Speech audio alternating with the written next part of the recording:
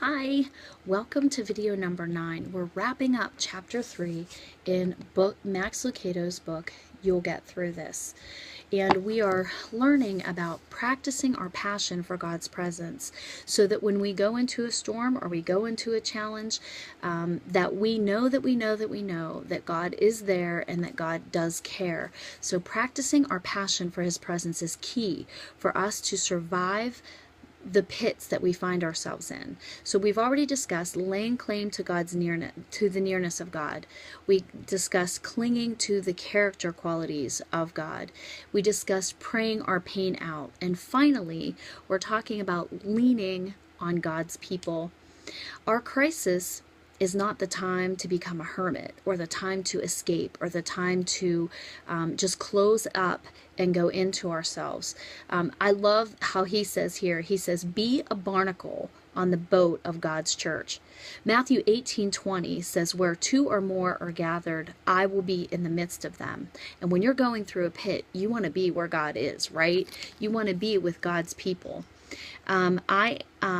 We find God's presence amidst God's people. And he shared the story, we shared the story at the beginning of the chapter about this gentleman, this couple that lost their 5-year-old son to an accident. And he concludes that chapter with this paragraph. He said, and it's talking about finding God's presence in the midst of God's people. He said, JJ's hurts are deep, but his faith is deeper still. Whenever he tells the story of losing Cooper, he says this: we know what the bottom looks like, and we know who is waiting there, Jesus Christ. He is waiting on you, my friend. If Joseph's story is any precedent, God can use Egypt to teach you that he is with you. Your family may be gone, your supporters may have left, your counselor may be silent, but God has not budged. His promise still stands. I am with you and will watch over you wherever you go. And that's found in Genesis 28:15.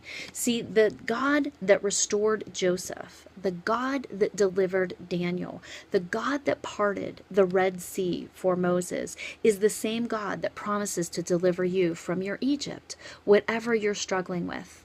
So I want to encourage you today to lay claim to the nearness of God, cling to the character of God, pray your pain out, and then don't isolate yourself. One of the things that I share in the talk, one of the talks that I give, is how the enemy would love to keep our pain and our problems in the darkness. Because when they're kept in secret, when they're kept in the darkness, we rob believers of the most effective tool that they can use to help us, which is prayer. But they can't pray for us. They can't enter into it. They can't help us. They can't support us if they don't know we're struggling. So in this final thing, lean on God's people. And I want to encourage you to do that. Don't go through this alone.